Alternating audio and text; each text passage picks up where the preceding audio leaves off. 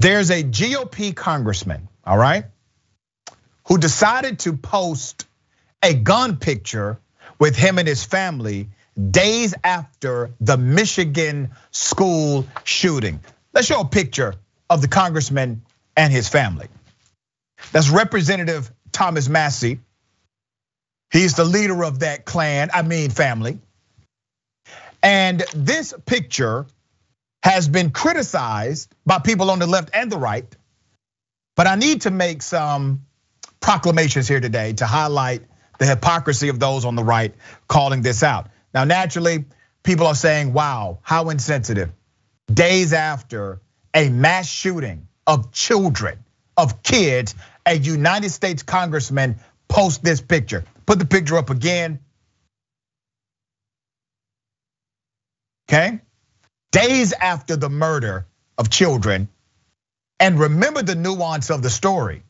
The parents purchased the gun for the alleged killer. Okay? And he decided to post this picture. And the caption said, and I quote, "Merry Christmas, P.S. Santa, please bring ammo." Wow.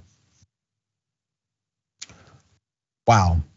One person responded and said, "I'm pretty sure that's what Ethan Crumbley said. Maybe you should talk to the parents of these murdered children and the victims who survived to see if they think this is cute. Tate, Madison, Hannah, and Justin." So let me give you some background to this story.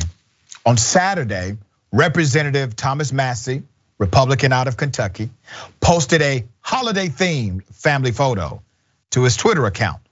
The image featured a decorated Christmas tree, Massie's smiling wife and kids, and 7 guns that appear to be of mixed semi-automatic rifles and machine guns. "Merry Christmas," he wrote, "Santa, please bring ammo." Massie shared the photo, okay? This came directly from his Twitter account. Massie shared the photo less than 1 week after prosecutors charged 15-year-old Ethan Crumbley for allegedly killing 4 people and wounding 7 at his high school in Oxford, Michigan. The deadliest shooting this year in a school. That timing, mixed with a jarring visual, evoked a barrage of criticism from Massie's fellow lawmakers on both sides of the aisle, as well as from gun advocates. Massie's last brush with public condemnation came in August when he wrote another tweet comparing vaccination mandates to the Holocaust. So this guy is a well-trained provocateur. This is what he does. This is part of his legislative agenda to create all of these social responses in the midst of a crisis. Parkland father, I thought this was a very solid response and definitely came from the heart. Parkland father Greg Gutenberg, who lost his daughter, okay? Who lost his daughter Jamie in the shooting, replied directly to Massie's post. "Since we are sharing family photos, here are mine." And he wrote it above his last photo of his daughter and another of her grave, okay? Now we talk about guns a lot in this country. This gun culture has gone extreme. We don't have a gun culture, we have a gun fetish. We have a gun God complex. It's not just a gun culture.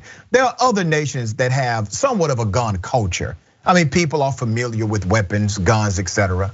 But in the United States of America, it's quite different. We have a gun fetish, and if you don't want to define it as a fetish, define it as a gun God complex. And let me explain what I mean by that.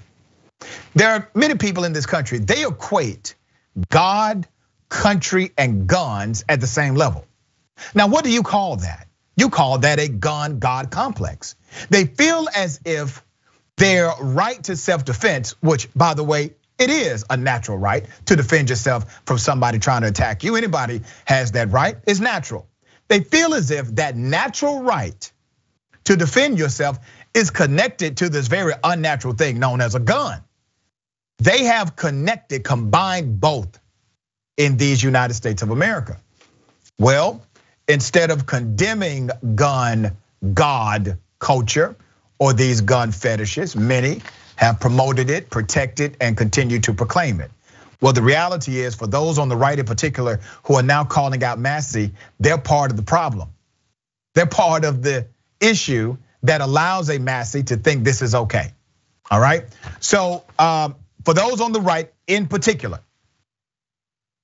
we don't accept your fake outrage, because every time one of these school shootings happen, you all are the ones who stopped legislative policy from being passed that actually would have or could have changed the reality of future shootings. Maybe stopped them, limited them, but you did nothing. You blocked common sense progressive action in order to get something done.